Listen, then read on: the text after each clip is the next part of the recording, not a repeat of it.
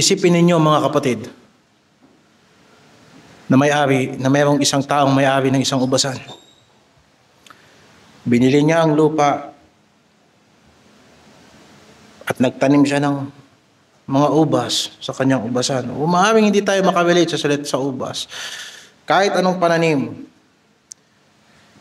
Normal yan dito sa Antipolo na nag-aagawan ng lupa ang mga tao at sa probinsya. Pero isipin ninyo, mayroong may-ari ng isang lupain na kanyang inilagaan. Nilagyan niya ng mga tanim. Nilagyan niya ng bakod. Nandun yung kanyang mga inaalagaan. Nagtayo siya ng bantayan. At pagkatapos pinagkatiwala niya sa mga tao na magbabantay sa kanyang lupain. At pagkatapos aalis muna siya ng ilang panahon. Nang dumating ang anihan, pinapunta niya yung kanyang mga tauhan sa lupain para kunin yung mga aanihin sa kanyang mga tanim.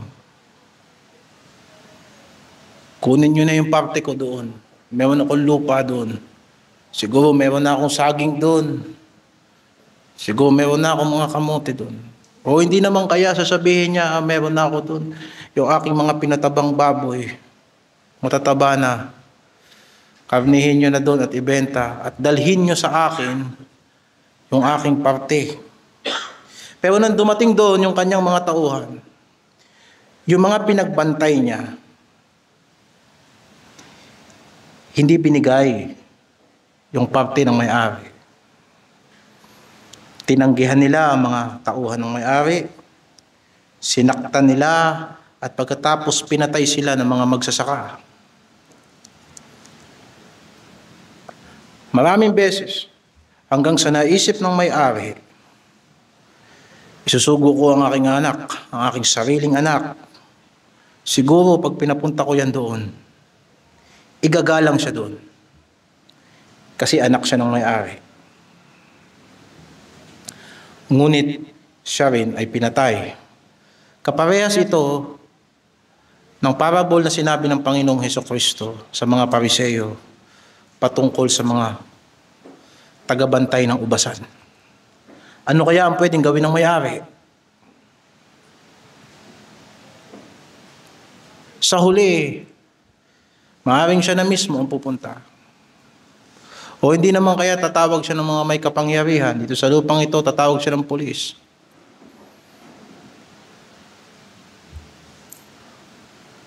Ganito ang larawan ng kasaysayan. Kung paano ginawa ng Diyos ang daigdig. Ginawa niya ang daigdig at pinatirhan niya sa tao. At ang sabi niya sa tao, magpakarami kayo at maghari kayo sa lupa. So bakit sa umpisa pa lang nagrebelde kagad ang unang tao sa daigdig sa isang malawak na lupain na pinagkatiwala sa kanya ng Diyos? Sa mahabang panahon, ang Diyos ay nagsalita sa pamamagitan ng mga propeta. Ngunit sa huling araw, mayroong isang mas mataas at mas dakila, mas kapitapitagan sa mga utusan, sapagkat mas personal na nagpahayag ang kanyang anak. At sa panahong ito, sa huling panahon, hindi na basta ang Diyos nagpadala ng mga utusan, kung hindi nagpadala siya ng kanyang sariling anak. Anong gagawin ng may-ari ng lupain doon sa mga pinagbantay niya ng ubasan, ng kanyang lupain? Sa parable ng ating Panginoong Hesukristo, sinabi niya, pupunta siya doon, magdadala siya ng mga sundalo at ipapapatay niya yung may-ari ng mga nagbabantay sa lupain at ang lupain ay ibibigay sa iba. Anong sinasabi ng banal na kasulatan? Ang bato na tinanggihan ng mga tagapagtayo ay siyang naging pinakamahalagang bahagi ng gusaling itinatayo. Isang batong katitisuran. Subalit ang sino mang sasampalataya sa kanya ay hindi mapapahiya. Pero anong sinasabi ng banal na kasulatan patungkol sa mga taong tumatanggi sa bato na yan? Lahat ng mahuhulog sa bato na yan ay magkakadurog-durog. Ito'y kamanghamanghang gawa ng Diyos. kung paanong sa mga walang kwentang bagay sa daigdig na to, kagaya ng kamatayan ng Panginoong Hesukristo, ay kanyang sinigurado ang ating kaligtasan. Hindi na ito boses basta ng lingkod o hindi ito basta boses ng propeta. Ito ay mismo boses ng anak ng Diyos na ating binabasa sa banal na kasulatan at ipinangaral ng mga propeta. At tayo ay nasa mabuting landas kung mananatili tayo sa aral ng mga apostoles. Na ang mga salita ng mga apostol ay narinig nila mismo kay Kristo. Ipagpapatuloy ko ang pangangaral kaninang umaga dito sa Hebreo 1. Hebreo 1, ang kabanata ay 1, ang talata ay 2 hanggang 3. Ang Diyos ay nagsalita sa atin sa mga huling araw na ito sa pamamagitan ng kanyang anak na siyang itinalaga na tagapagmana ng lahat ng mga bagay na sa pamamagitan naman niya'y ginawa ang sanlibutan. Palibhasa'y siya'y sinag ng kanyang kaluwalhatian at tunay na larawan ng kanyang pagkadiyos, at umaalalay ng lahat ng mga bagay sa pamamagitan ng salita ng kanyang kapangyarihan, ng kanyang magawa na ang paglilinis ng mga kasalanan ay lumuklok sa kanan ng karangalan sa kaitaasan. Palain ng Panginoon ng pagkabasa ng kanyang salita. Binigyan na natin kaninang umaga ng paunang salita na naparito ang Panginoong Hesukristo bilang katuparan at perpektong kapahayagan kung sino ang Diyos at ano ang layunin ng Diyos sa tao. Ang banal na kasulatan, bagamat ito'y nahahati sa luma at bagong tipan, ay meron lamang isang layunin. Ang kaluwalhatian ng Diyos sa kanyang biyayang makapagliligtas. At yan ang layunin ng Diyos bago palalangin ang sanlibutan hanggang sa huling panahon. Ginawa ito ng Diyos sa iba't ibang panahon, sa iba't ibang paraan, at sa iba't ibang kasunduan. Simula kay Adan, kay Noah, kay Abraham, kay Moises, at kay David. Nakagaya no sa kwento ko kanina, mga lingkod na inutusan ng Diyos. Subalit ang lahat ng ito ay hindi nagtagumpay, hindi dahil sa nabigo ang Diyos. Ang Diyos ay palaging tumutupad sa kanyang salita. Subalit ang tao ay hindi matapat sa Diyos. Kung kaya't ang bawat tipan ay hindi natutuloy. Subalit hindi natin sasabihin na hindi natupad ang plano ng Diyos. Kung hindi naglaan ng Diyos ng isang perpektong panahon sa pamamagitan ng kanyang perpektong instrumento at sa pamamagitan ng kanyang perpektong pamamaraan sa perpektong mensahero na darating ang panahon, sa kapuspusan ng mga panahon, isusugo ng Diyos ang kanyang anak na ipinanganak ng isang birhen, na isang babae, mamumuhay sa ilalim ng batas, magmumula sa linya ni Abraham at magmumula sa linya ni David. Dito sa ating binasa, 3 ang ating titignan kung bakit may kredibilidad si Kristo bilang tagapagdala ng mensahe ng Diyos. Anong pinagkaiba ni Kristo sa mga naunang propeta? At paano tayo nakatitiyak na wala ng ibang kasunod pagkatapos ni Kristo na kagaya ni Kristo, nagagawa pa ng isang tipan? Sa 3 paraan. Una, titignan natin ang kanyang kalikasan bilang anak ng Diyos. Maaring tayo ay anak ng Diyos, pero iba ang bugtong na anak ng Diyos. Pangalawa, pag-uusapan natin dito sa ating talata, ang kanyang pagkakatalaga. Oo, siya isang mensahero, pero anong layunin ng kanyang pagkamensahero? Siya ba'y kagaya ng mga propeta na magdadala ng mensahe at aalis na, magdadala ng mensahe at pagkatapos, tapos na ang kanilang gawain sa lupa. Merong pagkakatalaga ang anak ng Diyos. At pangatlo at huli, titignan natin ang kanyang ministeryo. Paano ginampanan ni Kristo ang kanyang pagiging mensahero ng Diyos. So nawa, tulungan tayo ng Panginoon at maunawaan natin, maikonekta natin sa tulong ng Banal na Espiritu yung pangangaral kaninang umaga patungkol sa mga pakikipagkasundo ng Diyos sa mga lumang tao. At sa atin ngayon na naging kabilang sa kanila sa pamamagitan ng dugo ni Kristo. Na sinasabi ng Diyos sa mga hintil, kayo ay hindi na mga estranghero, kung hindi kayo'y kabilang na rin sa sambahayan ng Diyos. At yan ay nangyari sa pamamagitan ng ating Panginoong Jesucristo. Ang una natin titignan, ang kanyang kalikasan bilang anak. Sa binasa natin, siya'y sinag ng kanyang kaluwalhatian at tunay na larawan ng kanyang pagkadiyos. Ipinahayag sa atin na ang Diyos ay Espiritu.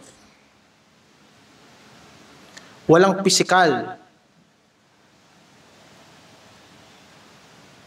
Walang pisikal na anyo ang Diyos sapagkat siya ay Espiritu. Kung siya ay may pisikal na anyo, hindi siya maaaring maging infinite. Sapagkat magdadagdag ka na magdadagdag ng maraming parte hanggang sa lumawak na lumawak ang kanyang naaabot. Kailangan niyang tumangkad ng tumangkad ng tumangkad ng tumangkad ng walang katapusan. Kailangan niyang lumaki ng lumaki ng lumaki ng walang katapusan. Kung meron siyang pisikal na kaanyuan. Maaaring hindi natin lubos na maunawaan, pero ang Diyos ay Espiritu. Kaya nga't ang sumasamba sa Kanya ay dapat sumamba sa Espiritu at katotohanan. Kung kaya nga't ang Diyos ay hindi dapat ihalin tulad sa anumang gawa ng kamay. Kaya nga't ang Diyos ay hindi gawa sa bato, sa pilak at sa kahoy at sa ginto. Kahit gaano pa yan kaganda, hindi yan ang Diyos. At hindi yan representasyon ng Diyos. Yan ay insulto sa Diyos. Ang mga may pisikal na katawan ay hindi maaaring maging present everywhere. Sapagkat meron siyang physical na limitasyon. Sinabi sa unang Timoteo 6:16, ang Diyos ay walang kamatayan, na nananahan sa liwanag na di malapitan, na di nakita ng sino mang tao o makikita man.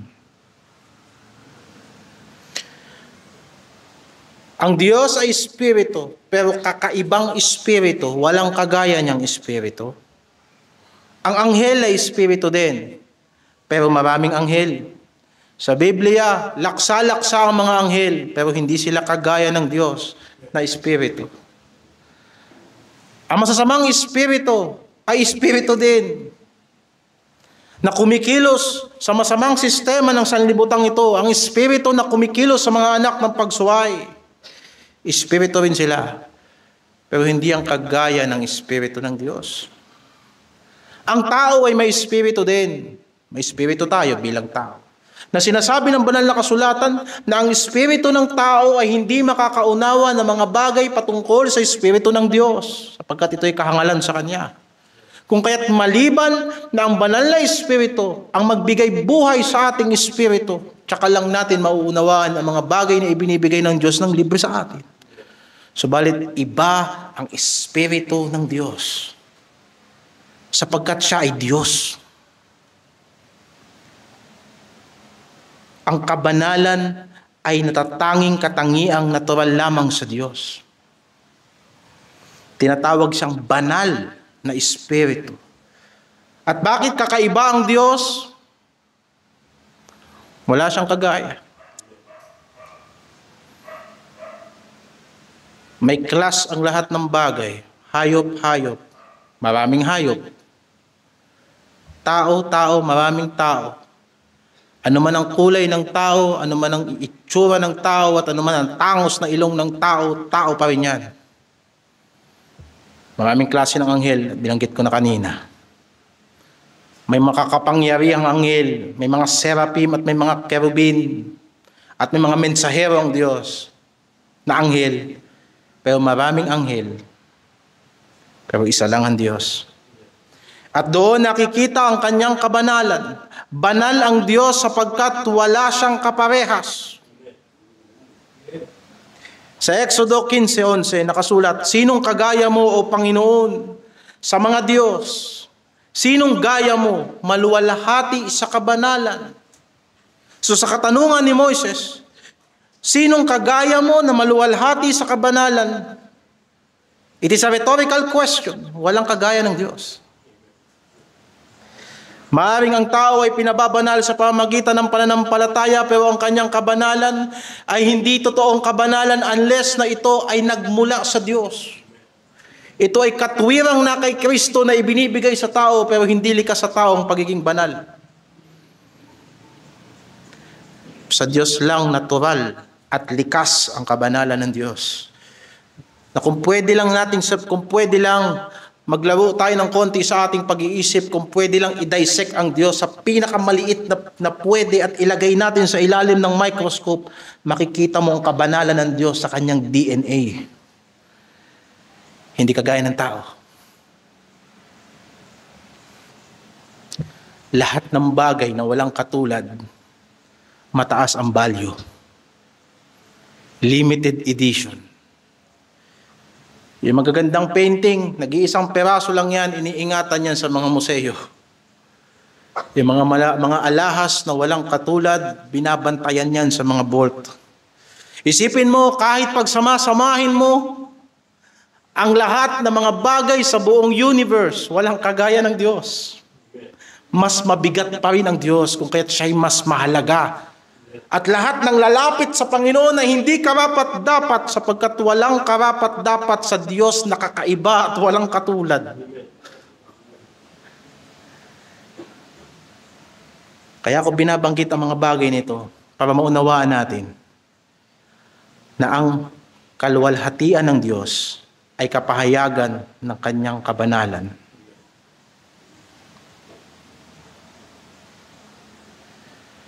Niluluwalhati natin yung mga bagay na kakaiba at walang katulad, na mamangha tayo. Nagkakaroon tayo ng kasiyahan sa ating puso pag nakakita ka ng bagay na kakaiba at maganda. Ang kaluwalhatian ng Diyos ay kapahayagan ng kanyang kabanalan. Halimbawa, tignan natin sa Levitico 10:3. Levitico 10:3. Ako'y babanalin ng mga lumalapit sa akin. O, sa madaling salita, lahat ng lalapit sa akin, ituturing akong banal. Hindi lalapit ang tao sa akin na basta makalapit lang. Ang bawat lalapit sa Diyos ay lalapit sa Kanya na may respeto sapagkat ang Diyos ay banal. At sa harap ng buong bayan ay luluwalhatiin ako. Naluluwalhati ang Diyos kapag nirecognize ng tao ang kanyang kabanalan.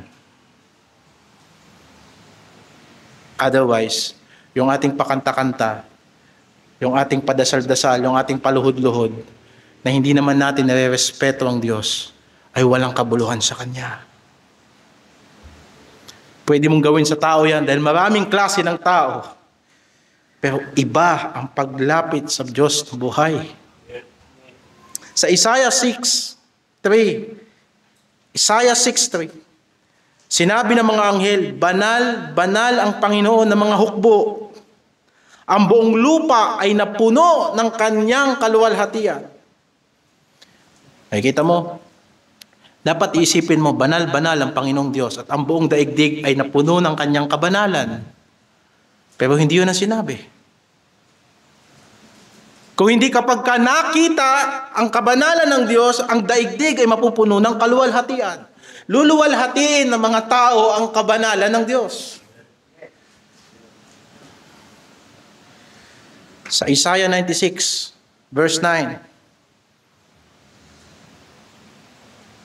O sambahin ninyo ang Panginoon sa kagandahan ng kanyang kabanalan. Sa kagandahan ng kabanalan. So ang Diyos banal, pero tinignan ng tao ang ganda ng kabanalan ng Diyos. Alam mo, mga tao ngayon na-o-offend sa kabanalan. Kapag nagturo ka ng matuwid, ang sasabihin ng mga tao, ano ba yan? Nakakaboring naman yung kabanalan. Huwag tayo pumunta sa church na masyadong seryoso yung pag-aaral ng salita ng Diyos. Nakakaboring yung kabanalan. Alam mo, sabi sa banal na kasulatan, sambahin ninyo ang Panginoon sa kagandahan ng kanyang kabanalan. Na ang kabanalan ng Diyos ay mabuti at maganda. Oo, kagaya ng mga paru-paro, na kahit ikamamatay nila ang apoy, lalapit sila sa apoy. Kasi para sa paru-paro o para sa gamo-gamo, ang apoy ay maganda. At ganun sa mga naliwanagan, na kahit tutupukin ako ng Diyos, o napakaganda ng kabanalan ng Diyos. At doon mo makikita ang expression ng kanyang biyaya na ang tao kahit alam niya sa kanyang sarili na mamamatay siya pag lumapit siya sa Diyos. Subalit lalapit pa rin ako sa Diyos. Sapagkat sasambahin natin ang Panginoon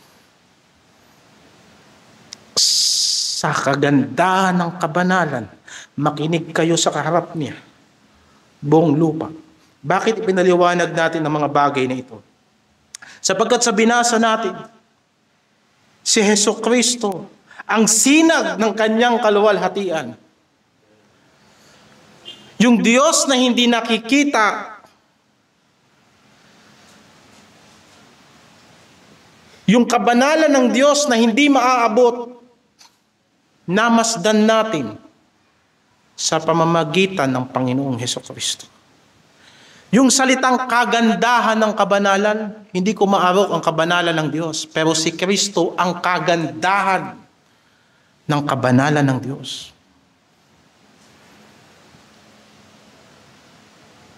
Na ang Diyos na hindi nakikita ay nagliliwanag, si Kristo, yung liwanag na yun, na nagmumula sa kabanalan ng Diyos. Napakalimitado ng ating salita para ipaliwanag ito. Pero siya ay sinag ng kanyang kaluwalhatian at tunay na larawan ng kanyang pagkadiyos. Makikita mo na bago pa ang pasimula, naroon na ang salita at ang salita ay kasama na ng Diyos at ang salita ay Diyos. Ito rin ang pasimula ay sumasa Diyos. At sinabi sa Juan 1:18, wala taong nakakita kailanman sa Diyos. Ang bugtong na anak na nasa sinapupunan ng Ama. Si Kristo, ang Panginoong Hesukristo. Hindi siya basta kagaya ng anghel na nakatayo sa gilid ng Diyos. Hindi siya kagaya ng propeta na naghihintay sa bundok, na nanginginig at natatakot at kinakabahan, sapagkat ang Diyos ay nagsasalita sa gitna ng apoy. Ang Panginoong Hesukristo ay naroon sa sinapupunan ng Diyos. At ang salita ay Diyos. Kung paano ang isip ay binubuo natin mula sa ating puso papunta sa ating mga isip, ang bawat idea at bawat mga pangungusap at bawat mga salita, at kapag nabuo na yan ay lalabas sa ating bibig. Si Hesukristo ay salita ng Diyos na nanggaling sa puso ng Diyos. Siya ang katalinuhan ng Diyos, ang karunungan ng Diyos, na sa huling panahon inilabas niya bilang salita ng Diyos sa atin. Sana makatulong itong ilustrasyon na ito. Sinasabi sa unang Juan 1:5 na ito ang narinig nating mensahe kay Kristo, ang Diyos ay liwanag. Ang Diyos ay liwanag at sa Diyos ay walang anumang kadiliman.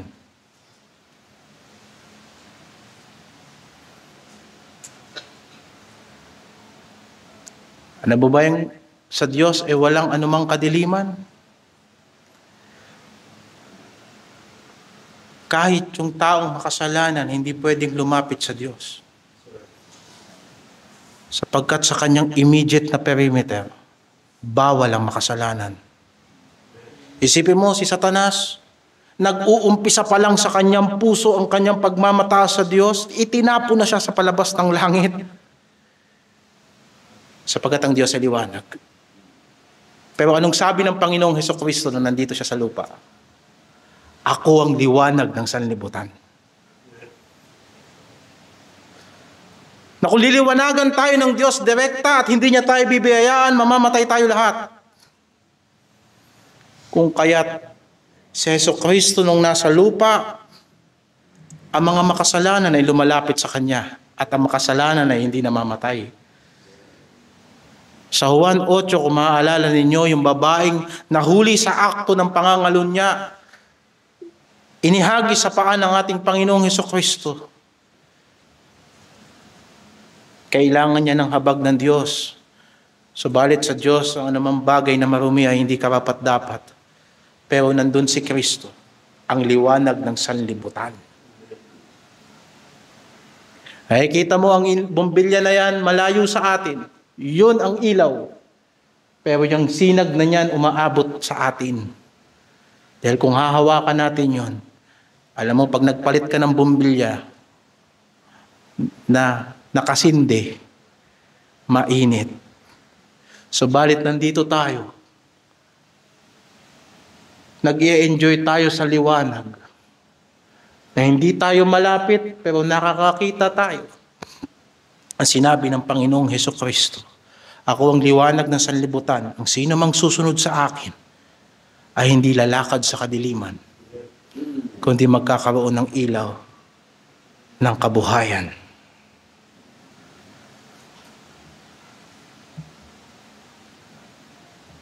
Walang tao na may description na ganyan kagaya ng ating Panginoong Hesukristo. Walang ganyan si Abraham at lalong hindi ganyan si Adan. Kahit pa nung siya ay hindi pa nahulog sa pagkakasala, hindi. Wala ring ganyan na kalikasan si Noe. Siya ay nakatagpo lamang ng biyaya sa Diyos. Si Hesukristo, ang biyaya na ng Diyos na nagkatawang tao. Walang ganyan si Haring David. Si Haring David nahulog sa pagkakasala. Walang ibang kagaya ng Panginoong Hesukristo. Alam natin na ang kanyang sasabihin ay galing mismo sa Diyos, sapagkat siya ay mula sa Diyos. Kaya nga binibigyan natin ng emphasis. Ang totoong simbahang Kristiyano ay hindi basta nangangaral ng doktrina nila. Gaano man kakaiba ang ating doktrina, hindi natin ipinangangaral ang sarili nating doktrina. Hindi natin ipinangangaral ang ating sarili dahil wala tayong karapatan na maglabas ng sarili nating aral sa sanlibutan, sapagkat nangusap na ang Diyos sa buhay at katauhan at sa katuruan ng ating Panginoong Hesukristo.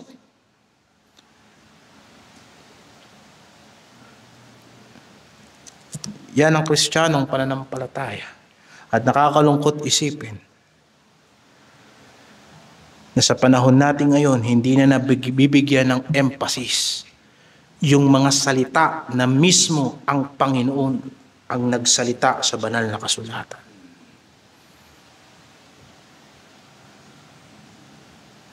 Ngayon, pangalawa, tignan natin ang kanyang pagkakatalaga. So ano siya? Ang tagapagmana ng lahat ng mga bagay na sa pamamagitan naman niya ginawa ang sanlibutan.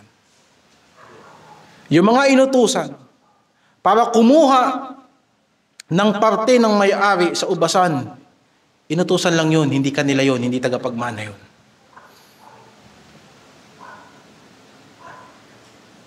Subalit, ang anak ay may-ari ng lahat ng pagmamay-ari ng ama.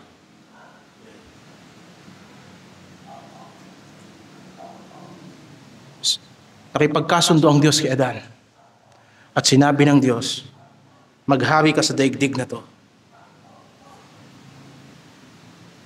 Subalit si Adan ay bantay lang sa daigdig na ginawa ng Diyos. Hindi siya ang may-ari.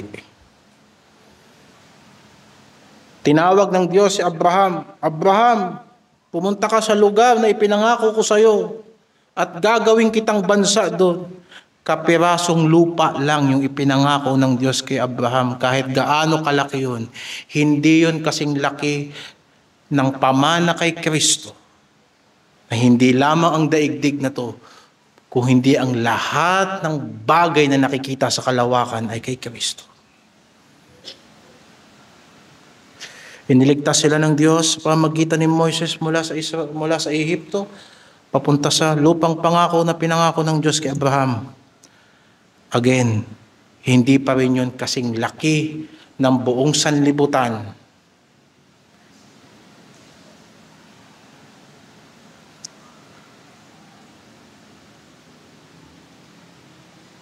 Maaring ang tao ay nakarating na sa buwan, pero marami pang buwan na nasa labas ng ating daigdig na hindi kayang puntahan ng tao. At pati yun kay Kristo.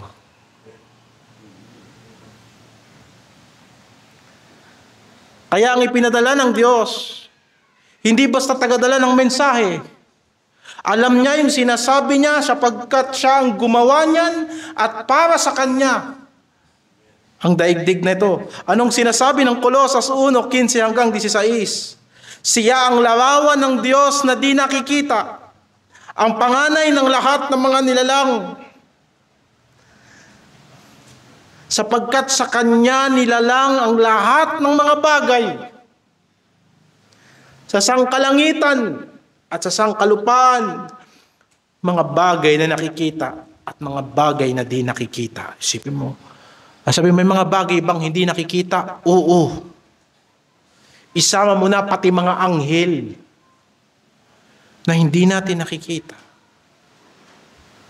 Lahat yan nilalang para kay Kristo.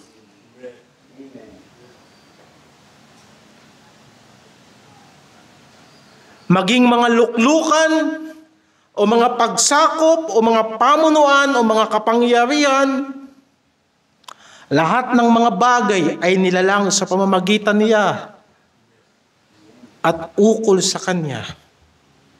Siya ang gumawa para sa Kanya.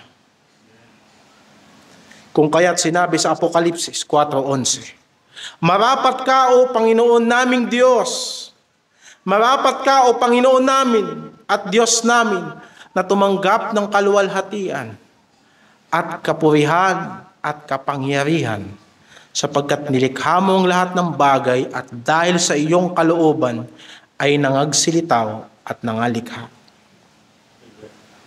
Yan ang Kanyang pagkakatalaga. Isipin mo, kung naiintindihan lang ng tao kung sino yung dumating, ipagdadamot ba ng daigdig ang kanyang sarili sa paghahari ni Kristo? Ano kung ayaw ng daigdig? Ang daming daigdig na pwedeng paghaharian ni Kristo. Pero bakit pinili ni Kristo na mamatay sa daigdig na to? At yun ay kadakilaan ng kanyang biyaya.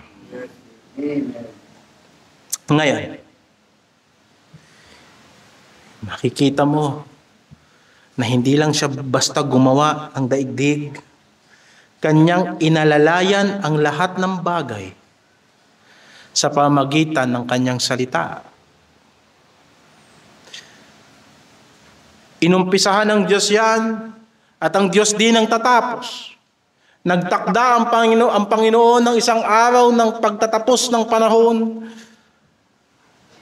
at sa pagtatapos ng daigdig, ginawa ng Diyos ang lahat ng bagay ayon sa Kanyang sariling panahon. At bakit hindi pa natatapos ang daigdig na to?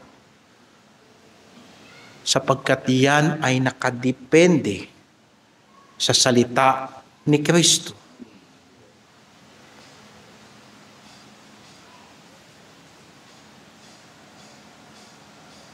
Siya ang umaalalay ng lahat ng mga bagay sa pamamagitan ng salita ng kanyang kapangyarihan. Literal, lahat ng mga bagay inaalalayan ni Kristo. Kaya merong karapatan si Kristo na magsabi sa atin, huwag kang magamba tungkol sa bukas.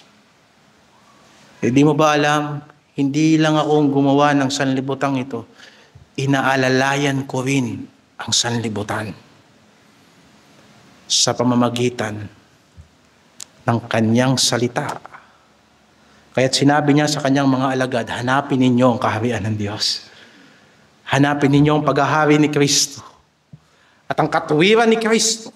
Sapagat ang lahat ng bagay ay inaalalayan ng Panginoong Jesucristo sa pamamagitan ng kanyang salita. Kaya kung iisipin mo, minsan iniisip natin na yung mga bagay sa daigdig na to ang umaalalay sa salita ni Kristo. Hindi, mga kapatid. Kung hindi ang lahat ng bagay na yan ay magaganap ayon sa katuparan ng salita ng Diyos. At doon nagkakaroon tayo ng pagtitiwala sa kanyang salita. Na walang mangyayari sa daigdig na to. Hindi matatapos ang daigdig na to hanggat ang kahuli-hulihang pangako ng Diyos ay hindi natutupad. Nasusulat, langit at lupa ay lilipas, pero ang aking salita ay hindi magkakabula, sabi ng Panginoong Hesukristo. Lilipas ang maraming panahon, pero ang salita ng Diyos ay salita pa rin ng Diyos. At kapag sinabi ng Panginoon, eto na ang huling panahon, eto na ang araw ng paghuhukom, wala nang magagawa ang tao. Maghahari at maghahari ang Diyos kahit ayaw mo. Subalit mahirap na maghari ang Diyos na hindi ka kasali sa kanyang paghaharian.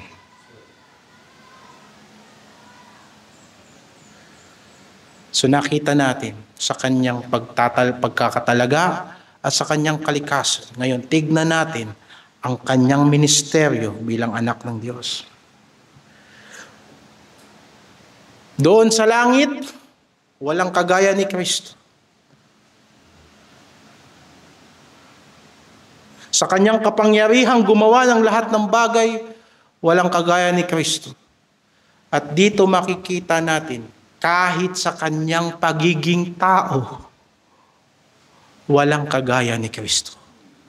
Na Panginoon, sa kanyang pagiging alipin, walang kagaya ni Kristo sa pagiging alipin.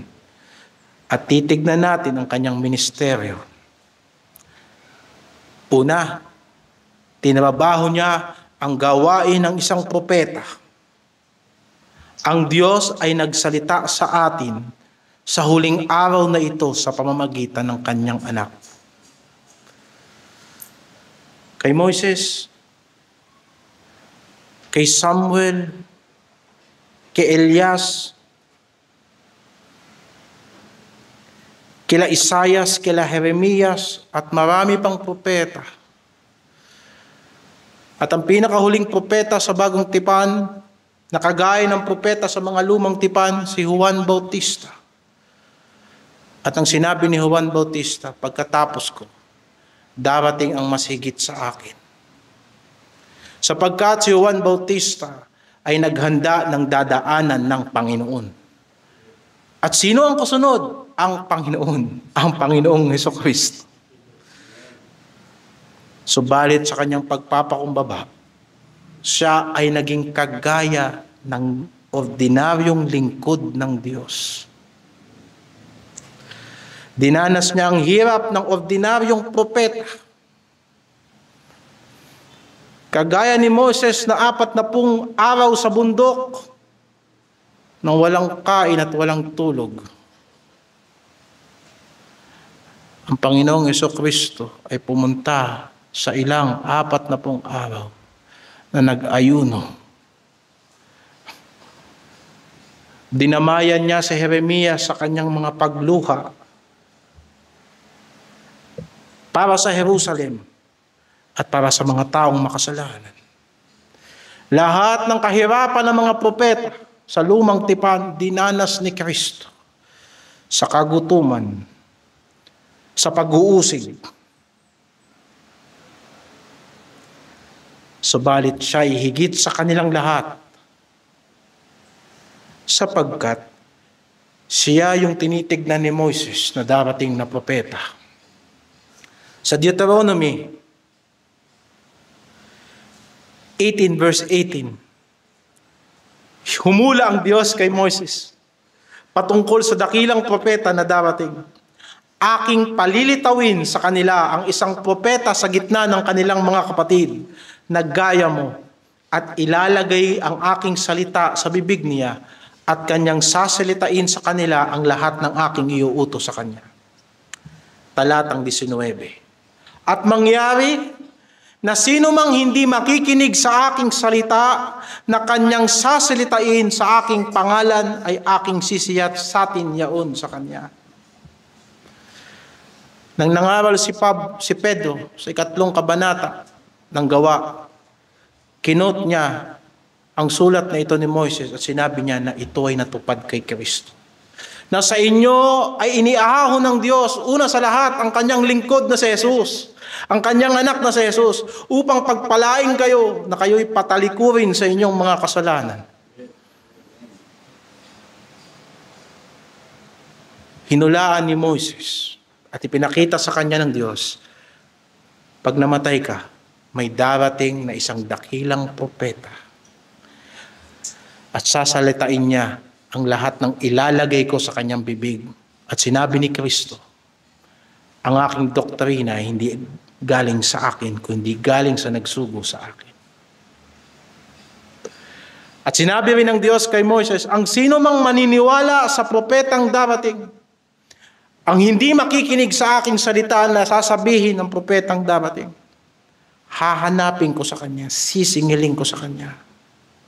At sinabi ng Panginoong Hesukristo, ang sumampalataya sa anak ng Diyos ay may buhay.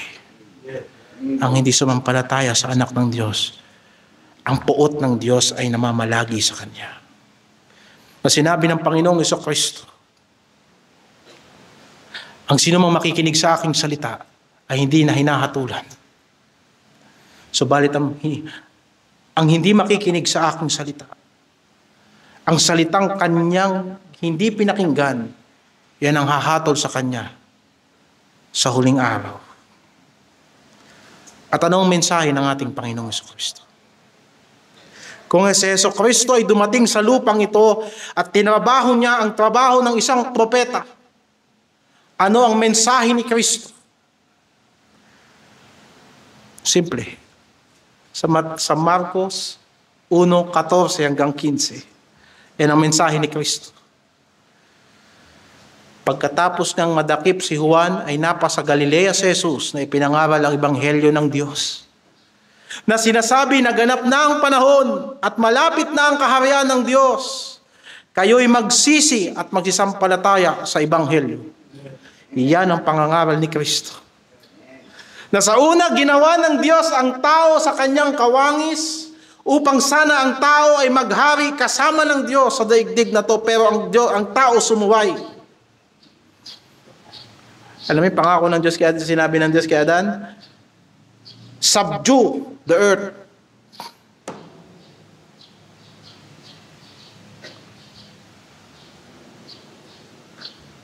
Ginawa siyang kawangis ng Diyos. Para siyang regent ng Diyos sa daigdig na to, kaya lang dinaya siya ng dyablo.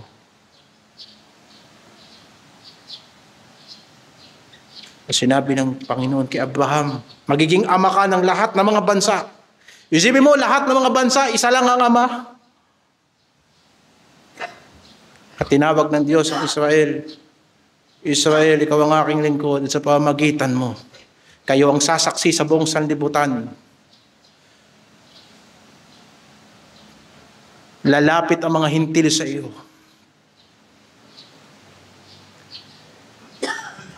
Tungkol saan? Ang sinasabi ng Diyos nung una pa, at ipinangaral ng mga propeta, ang Diyos ay hari magpakailanman. Walang iba. Mangungusap tayo tungkol sa pagliligtas ng Diyos. Mangungusap tayo tungkol sa kabutihan ng Diyos. At sa mga himala at sa kung anumang mga bagay na kailangan natin galing sa Diyos. Pero wag natin kakalimutan sa lahat, ang Diyos una sa lahat ay hari magpakailanman. Na ang kanyang kalooban ay dapat tinutupad at ang kanyang salita ay dapat sinusunod. At dumating si Kristo at sinabi niya, ganap na ang panahon, nandito na ang paghahari ng Diyos, magsisi kayo at sumampalataya sa Ebanghelyo. Yan ang mensahe ni Kristo na inaasahan ng lahat ng mga tao sa lumang tipan. Basahin natin sa awit. Awit 146 verse 10. Ang paghahari ng Diyos ay inaasahan at pinapanalangin ng lahat ng matutuwid na tao sa lumang tipan.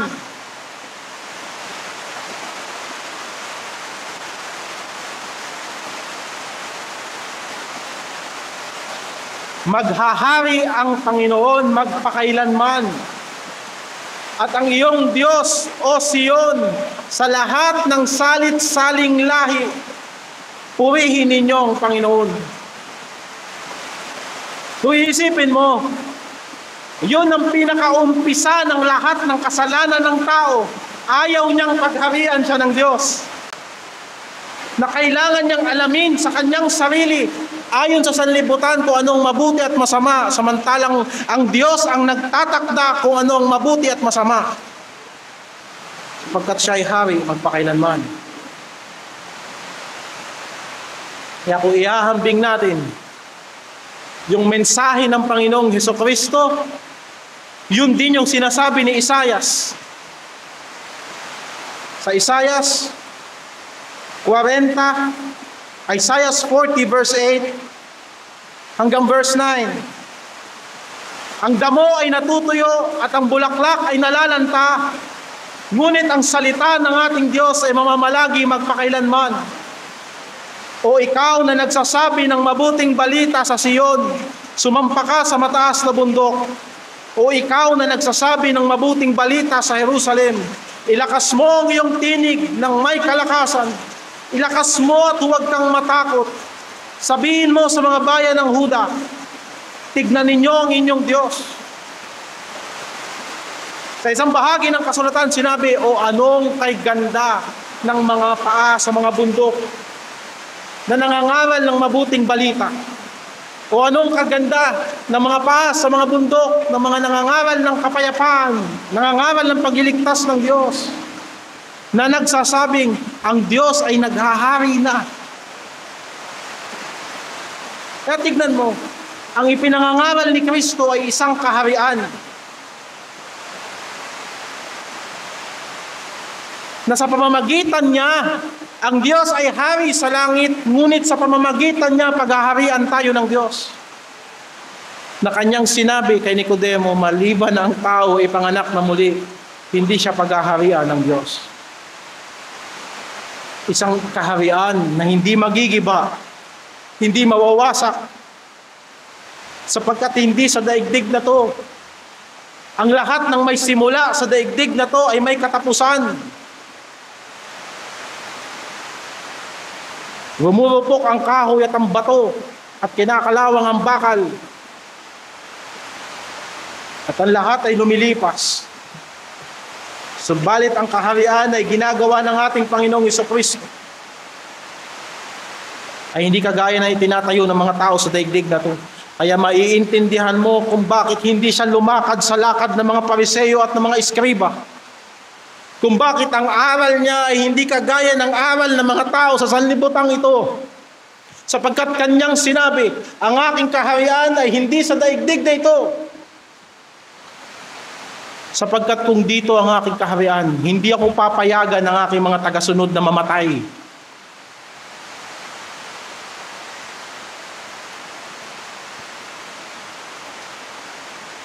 Pangalawang ginampanan ng ating Panginoong Hesukristo ang pagkasaserdote. Hindi lang siya propeta. Siya ay saserdote din. Sa anong paraan ng kanyang magawa na ang paglilinis ng mga kasalanan? Sa lumang tipan, walang lumalapit sa Diyos ng direkta. May mga piling tao lang na biniyayaan ng Diyos. Pero in general, kapag ang tao nagkasala, lalapit siya sa pari at maghahandog ang pari para sa kanya. Pero sa Jesucristo, siya na rin mismo ang pari. Siya na rin mismo ang naglilinis ng kasalanan ng tao. Nagugulat sa kanya ang mga Pariseo. Sino ba ito na nagpapatawad ng kasalanan? At kanyang sinabi, dapat malaman ninyo na ang anak ng tao ay may kapangyarihang magpatawad ng kasalanan sa lupa. Dahil sa katotohanan lang, simula kay Adan hanggang kay David at sa mga anak ni David, iisa lang ang dahilan kung bakit hindi nagiging maayos ang relasyon ng tao sa Diyos. Kung bakit laging ang tao ay nagkakamali sa kasunduan ng Diyos na ibinibigay sa Kanya. Kasalanan. Nang pumasok ang kasalanan sa sanlibutan, grasya na lang talaga ng Diyos yan kung paano tayo lalapit sa Kanya. Nang si Propeta Daniel ay nasa pagkabihag sa Babylonia, sa pagbabasa-basa niya ng mga sulat ni Jeremias, naunawaan niya na ang 70 years ay lumagpas na. Na makakita natin na yung 70 years ng captivity, ang kanilang pagbabalik sa Jerusalem, part by part. Una sa panahon ni Zerubbabel, susunod sa panahon ni Ezra.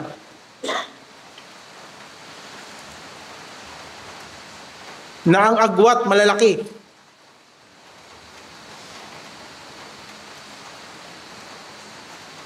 At si Daniel, nasa Babylonia pa din. Pero nakita niya at natapos na yung 70 years na sila ay pinarusahan ng Diyos sa Babylonia. At nanalangin siya sa Panginoon na mahabag sa kanya ang Panginoon at nagpahayag sila ng kanilang kasalanan. Basahin natin sa Daniel 9, talatang 2, hanggang sa mga susunod na talata. Nang unang panahon, ng unang taon ng kanyang paghahari, akong si Daniel ay nakaunawa sa pamamagitan ng mga aklat ng bilang ng mga taon na sinalita ng Panginoon kay Jeremias na propeta dahil sa pagkaganap ng pagkasira ng Jerusalem, 70 taon. At aking itiningin ang aking mukha sa Panginoong Diyos upang humanap sa pamamagitan ng panalangin at ng mga samo ng pag-aayuno at pananamit ng magaspang at ng mga abo. At ako'y nanalangin sa Panginoon kong Diyos at ako'y nagpahayag ng kasalanan at nagsabi, O Panginoong Diyos, na dakila at kakilakilabot na nag-iingat ng tipan. See, ang Diyos lagi nag-iingat ng tipan. At kaawaan sa nagsisiibig sa iyo at nag-iingat sa iyong mga utos. Kami ay nagkasala at nangag-asal ng kasuwailan at nagsigawang may kasamaan at nangaghimagsik sa makatuwid bagay nagsitalikod sa iyong mga utos at sa iyong mga kahatulan. Na hindi man kami nakinig sa iyong mga lingkod na propeta na nagsalita sa iyong pangalan sa aming mga hari at sa aming mga prinsipe at sa aming mga magulang at sa buong bayan. Hindi ba yan yung binasa natin kanina sa 2 Chronicles? Na ang Diyos dahil sa kanyang habag, paulit-ulit siyang nagpapadala ng mga mensahero dahil naahabag siya sa kanyang bayan. Subalit, anong ginawa ng mga taong pinapadalhan ng mensahe ng Diyos? Inabuso nila ang kanilang mga mangangaral. Hanggang dumating ang panahon na magagalit na ang Diyos sa kanila at wala ng kagamutan. Itong nangyari. Nalangin si Daniel. By the way, sa pagkakaayos ng mga libro sa Hebrew Bible, ang aklat ni Daniel ay nasa dulo. Kaya yung binasa natin, nagbabalik tanaw siya sa lahat ng mga covenant. Sa ating Biblia, yan ay nakahanay sa mga propeta. Pero isa yang propeta Daniel sa mga huling aklat ng Lumang Tipan. Ang pagkatapos niyan, Nehemiah, Ezra. Yan ang magkakasama. Ngayon, mababasa natin anong tugon sa kanya ng Diyos. Hindi natin babasahin buo yan, pero alam mo, maganda basahin. Anong tugon sa kanya ng Panginoon sa talatang 24? 70 sanglinggo ang ipinasya sa iyong mga tao at sa iyong banal na bayan upang tapusin ang pagsalangsang at upang wakasan ang pagkakasala at upang linisin sa kasamaan at upang dalhan ng walang hanggang katwiran at upang tatakan ang pangitain at ang mga panghuhula at upang pahiran ang kabanal-banalan. Nakita mo? Anong intensyon ng Diyos sa natitirang panahon para sa Israel? Naglaan pa ang Diyos sa Israel mula sa panalangin na sinabi ni Daniel hanggang sa mga susunod na panahon na bibigyan ng Diyos ng atensyon ano ang solusyon sa kasalanan. At ito ay isa sa mga magandang bahagi ng banal na kasulatan sapagkat eksakto yung panahon. Basahin natin, talatang 26. Iyong ang talastasin at bulayin mula sa paglabas ng utos na isauli at itayo ang Jerusalem sa pinahiran na prinsipe, sa King James Version, Messiah the Prince. Magiging 7 sanglinggo at 62 sanglinggo. Ito'y matatayo uli. So yung ipinapanalangin ni Daniel na ang Jerusalem ay bagsak-bagsak, wasak-wasak, sabi ng Panginoon, lalabas ang utos para itayo ang Jerusalem. Pag naitayo ang Jerusalem, magbibilang ka. Yung binanggit niya kanina, 70 sanglinggo. O para mas madali nating maintindihan, nasa 490 years. Simula sa muling pagtatayo ng Jerusalem, hanggang sa matapos yung lahat ng plano ng Diyos dito, 490 years. At to be exact, hanggang sa mawasak ang Jerusalem uli sa 70 AD. That is 490 years. Ibig sabihin dito sa panahong ito, ipinredict ng Diyos ng mabuti kailan darating ang Messiah. Bago mawasak ang templo sa Jerusalem uli, darating ang Messiah. At doon wawakasan ng Diyos ang pagsalangsang. At doon wawakasan ng Diyos ang pagkakasala at lilinisin sa kasamaan at dadalhin ang walang hanggang katuwiran. At tatatakan ang pangitain at panghuhula at upang pahiran ang kabanal-banal. Lahat yan mabubuting bagay yan. Kaya ako naniniwala na ang Apokalipsis isinulat yan bago mag-70 AD. Sapagkat tinatakan ang buong pangitain, tapos na ang New Testament canon bago mag-70 AD. At makikita mo na wala ng bagong mga kasulatan na lalabas pagkatapos pa nun. Ngayon, bakit natin binasa to? Sapagkat nandun yung nakalagay na ito'y matatayo uli na may lansangan at kuta sa makatuwid bagay sa mga panahong mabagabag At pagkatapos ng 62 sanglinggo, mahihiwalay ang pinahiran, o sa English, the Messiah, the Prince shall be cut off. Mamamatay. Mamamatay ang Messiah pero hindi para sa kanyang sarili.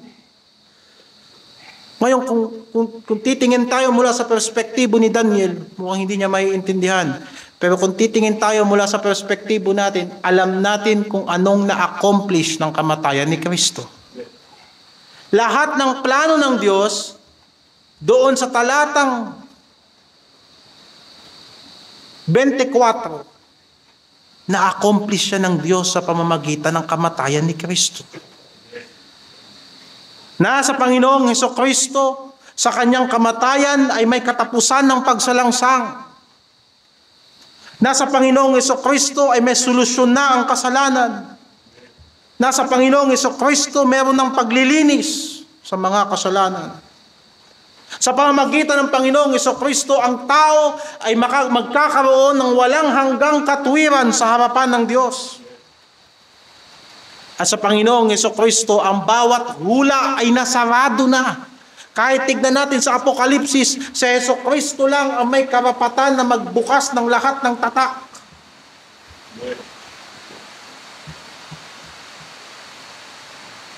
Kasama sa plano ng Diyos, sa Panginoong Hesukristo, na hindi lang siya tagadala ng mensahe, siya rin ang mag-aalay ng perpektong sakripisyo para sa kasalanan ng tao. At yan ang pag-asa ni Isaias. Isipin mo, lahat ng mga propeta, lagi nilang iniisip, kailan ba matatapos ang kasalanan? Sapagkat napakatapat ng Diyos, subalit ako'y makasalanan. At sinabi ni Isaias, tunay na kanyang dinala ang ating mga karamdaman at dinala ang ating mga kapanglawan. Gayon may ating pinalagay siya na hinampas at sinaktan ng Diyos at dinalamhati. Ngunit siya'y nasugatan dahil sa ating pagsalangsang.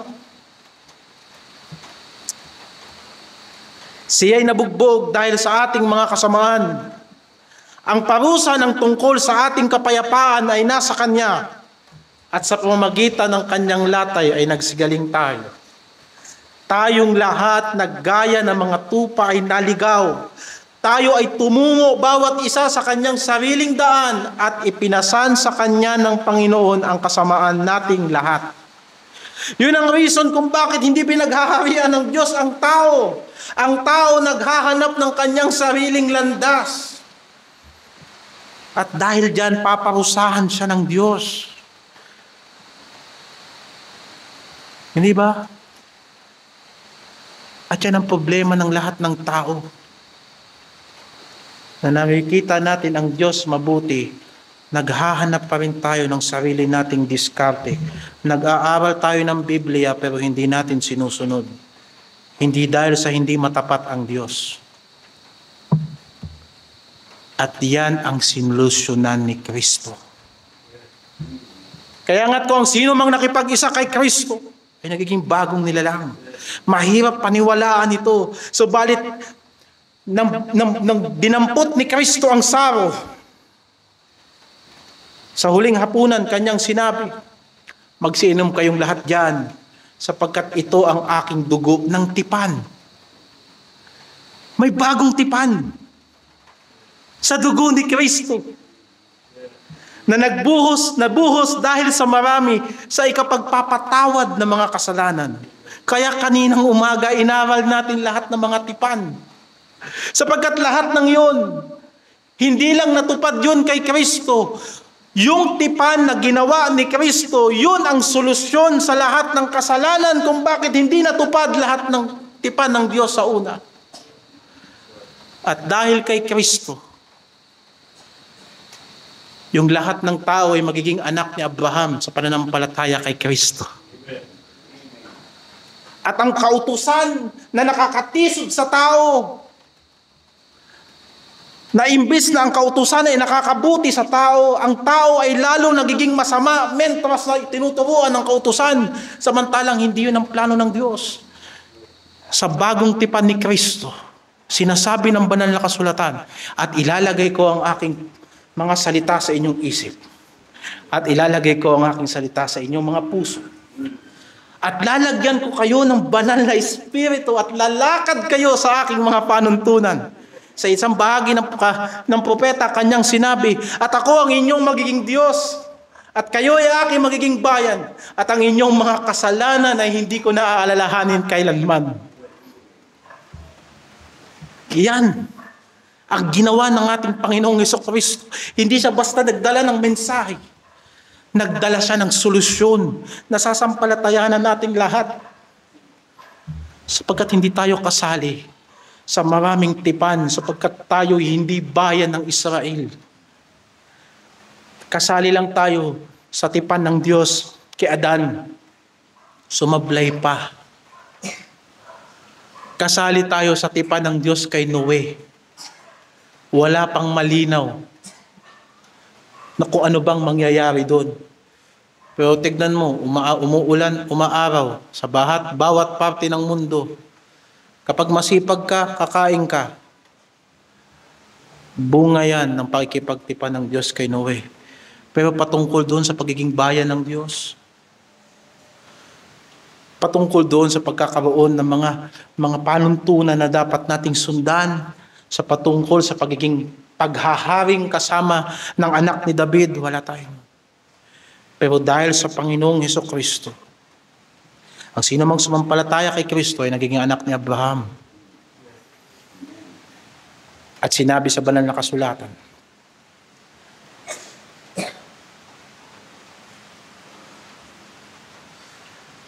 nang sino mang na kay Kristo ay maghaharing kasama ni Kristo. At makikita mo na yung dugo na yan na nag-alis ng kasalanan, kung sinasabi sa lumang tipan na ang kasalanan ninyo ang naghiwalay sa inyo sa Diyos sa pamamagitan ng dugo ni Kristo, nagkaroon na ng pakikipagkasundo. Dahil sa dugo ni Kristo, ang tao ay ililipat na ng Diyos sa pamamagitan ng kanyang biyaya sa kanyang kaharian. Colosas 1:12.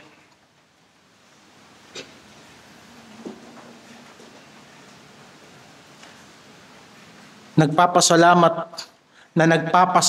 sa Ama na nagpaging dapat sa atin upang makabahagi sa mana ng mga banal sa kaliwanagan. Na siyang nagligtas sa atin sa kapangyarihan ng kadiliman at naglipat sa atin sa kaharian ng anak ng kanyang pag-ibig, si Jesucristo, na siyang kinaroroonan ng ating katubusan, na siyang kapatawaran ng ating mga kasalanan, na siyang kinaroroonan ng ating katubusan sa pamamagitan ng kanyang dugo para sa kapatawaran ng ating mga kasalanan. Ikaw sa reference natin yan sa Efeso 1:7. Ayon sa kayamanan ng kanyang biyaya, kung kaya't bumuo ang Diyos ng kanyang sariling bayan, nang pinag-ipon-ipon ang lahat ng tinubos ni Kristo sa bawat lugar na tinatawag na iglesia. As sinabi ni Apostol Pablo sa mga matatanda ng Efeso, magsipag-ingat kayo sa inyong mga sarili at sa buong kawan ng Diyos, na kayo ay ginawang mga obispo o mga tagapamahala na pakanin ang iglesia ng Diyos na kanyang binili ng kanyang sariling dugo. So lahat ng bahagi ng iglesia ay bahagi ng isang tipan kay Kristo. Kung kaya't may pakikisama tayo sa Diyos. Si Kristo ang ating liwanag. Na kung tayo'y lumalakad sa liwanag, kagaya ng si Jesucristo ay nasa liwanag, may pakikisama tayo sa isa't isa. At ang dugo ni Kristo ang naglinis ng ating lahat ng mga kasalanan. Doon nabubuo ang iglesia. Hindi sa pagkakaroon ng kung anumang organisasyon, kung hindi yung isang organic na pakikisama sa isa't isa na hindi pinilit, kung hindi kusang binuo sa atin ng Diyos ang pag-ibig na wala sa atin dati, nagkaroon tayo bigla ng pakikisama sa isa't isa. Dahil sa liwanag ng salita ng Diyos at sa dugo ni Kristo na naglinis sa ating mga kasalanan. Yun ang pinagbumulan ng katapatan sa pangako ng Diyos. At idagdag mo pa na sa pamamagitan ng dugo ni Kristo, sa bagong tipan, yung pangako ng Diyos na ilalagay ko ang aking espiritu sa loob nyo. Upang ang tipang ito na kay Kristo ay magiging isang walang hanggang tipan. Na ang kanino man nakipagtipan ang Diyos ay hindi na mawawala pa, magpakailanman, sa pamamagitan ng banal na espiritu na nananahan sa Kanya. Kaya nga't makikita mo, sino ang mga anak ng Diyos? Yung pinangungunahan ng Espiritu ng Diyos. At bakit dumating ang banal na Espiritu?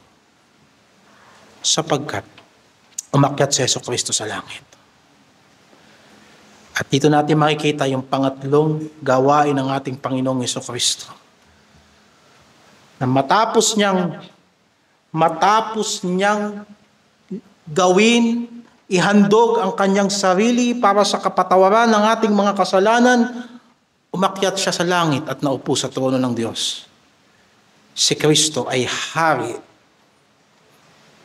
Hari na siya noon.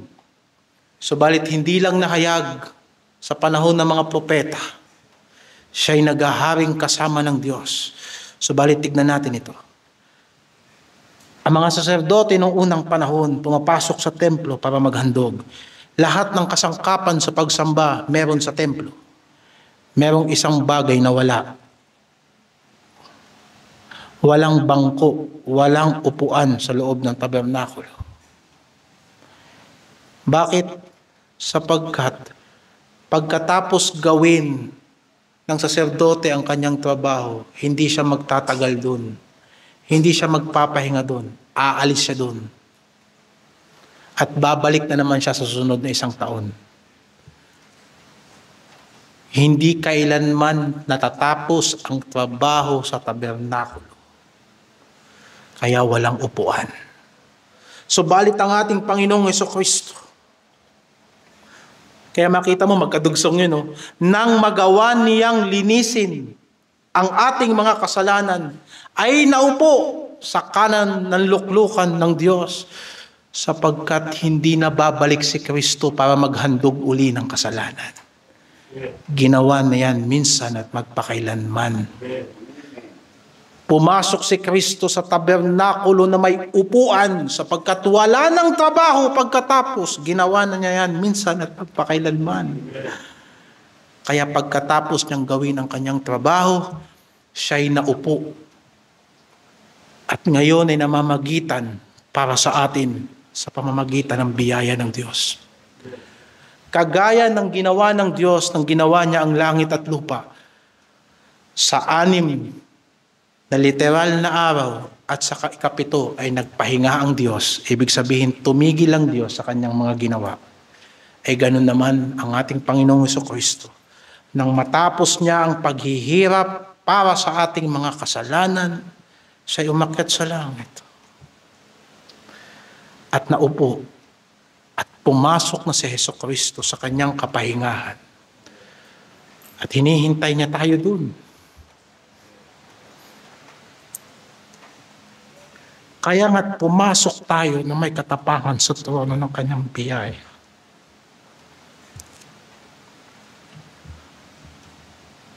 Sapagkat hindi kasalanan ang magpapabagsak sa Kristiyano. Mapagtatagumpayan niya ng Kristiyano. Mapagtatagumpayan niya na nang sumampalataya kay Kristo. Sapagkat ginawa na ng Panginoon ang sakripisyo. Hindi para tayo ay manangan sa ating sariling gawa. Tatapusin ko ito sa mensahe ni Kristo na ating napakinggan kanina. At ito ang kabuuan ng Ebanghelyo ng Diyos. Ang Ebanghelyo ng paghahari ng Diyos sa pamamagitan ng Panginoong Hesukristo. Ito na ang panahon. Sa ayaw at sa gusto natin, babalik na ang Panginoon. Sa ayaw at sa gusto mo, mamamatay ka at haharapin mo ang Diyos. Sa ayaw at sa gusto mo, hahatulan ka ng Diyos sa pamamagitan ng sarili niyang pamantayan.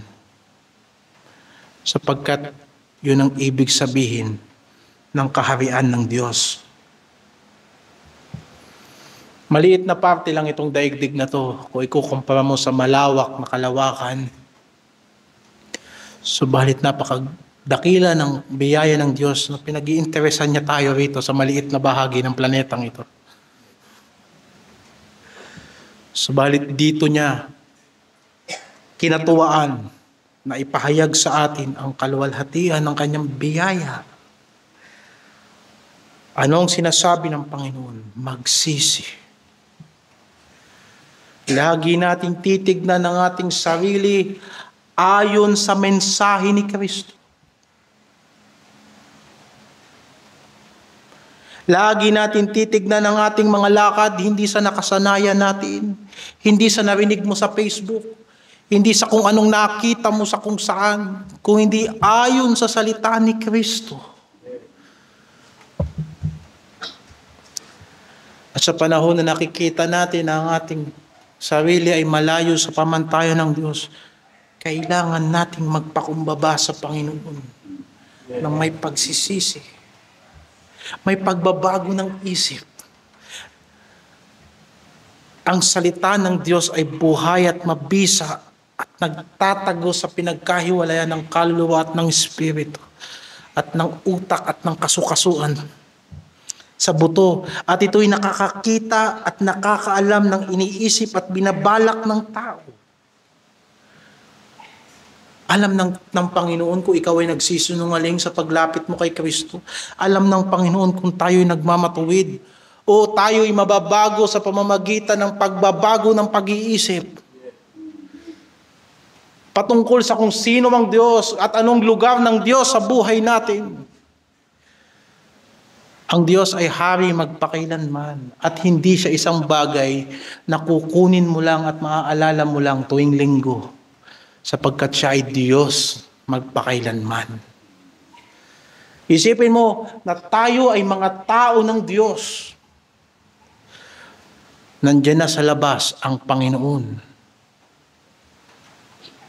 Sa makatuwid bagay, nasa mga pintuan na.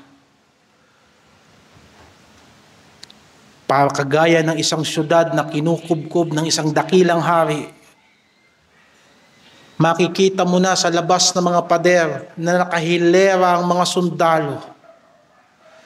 Nakaumang ng mga palaso. At nakahanda na ang lahat ng mga makinarya na panggera na naghahagis ng malalaking mga bato. At may isang magsasabi, "Oy, magsisi na kayo sapagkat nandito na ang hari. Ibaba ninyo ang inyong mga espada, ang inyong mga pakikipaglaban, itigil nyo na. Sapagkat siya'y magpapatawad." Pero anong sa palagay ninyo na may magsasabi doon? Well, ako'y nagsisisi na. Pero sa likod niya, meron siyang isang itinagong armas. Hindi talaga siya sumuko sa kapangyarihan ng hari. At dumating ang hari at nasa kanyang pagluhod, kinuha niyang armas. Sa balak niyang patayin ang dakilang hari, ano sa palagay mo ang gagawin ng hari sa kanya? Binigyan ka ng Panginoon ng pagkakataong magsisi, nagsinungaling ka. Huwag, mga kapatid. Binigyan ka ng Panginoon ng pagkakataon na ayusin ang iyong lakad, nagsinungaling ka at hindi ka nagsabi ng matapat sa Diyos. Hindi lang dapat natin ayusin ang ating mga gawa.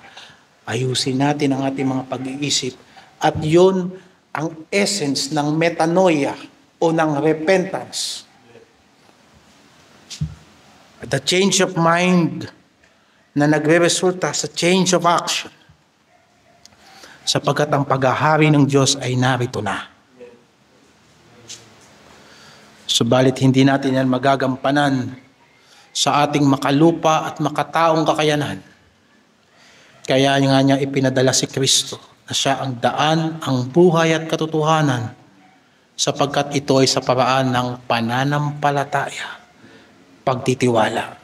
Kung sinasabi ng hari sa labas, magsisi na kayo, sapagkat ang hari ay magpapatawad, ibaba niyo ang inyong mga armas at hindi kayo gagalawin, lumabas kayo rito. Iligtas ninyo ang inyong sarili sa masamang panahong ito. At sasabihin ng tao, totoo ba na ako'y magsisisi, patatawarin ba ako ng Diyos? Baka dinadaya lang ako nito mga to.